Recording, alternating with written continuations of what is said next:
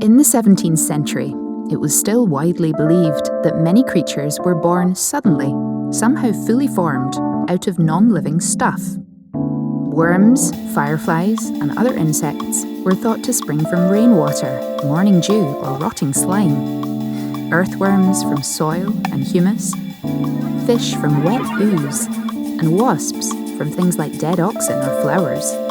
This idea that ordinary life sprung regularly out of non-life was called spontaneous generation. It was challenged by many scholars, however, with one of the most remarkable contributions coming unexpectedly from an artist, Sibylla Merian, who seamlessly merged her sharp observations of nature with creative illustrations. By the time Maria was 30, she had already made a name for herself for her meticulous botanical illustrations. Her extraordinary artistic ability was matched only by her curiosity for the natural world.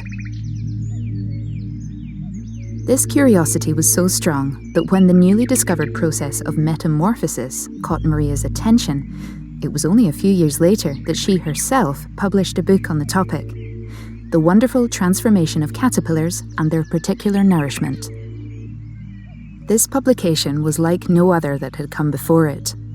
She had included detailed illustrations and descriptions of species of European moths and butterflies, their life cycle, food sources, and habitats. In one illustration, she depicts with clean lines the wild patterns of the garden tiger moth's mottled wings, its ornate-looking pupa, its intensely fuzzy larval caterpillar stage, and its eggs, all surrounding a flower it commonly lives on and around, the lilac garden hyacinth. These illustrations made her the first to show the specific interconnected relationships between these insects and their diet. She stated that because of this dependency, the eggs were always laid on or near such plants and depicted them as part of the insect's life cycle, disproving previous ideas about spontaneous generation. Sibylla Merian was revered across many institutes and was described as that great artist and naturalist.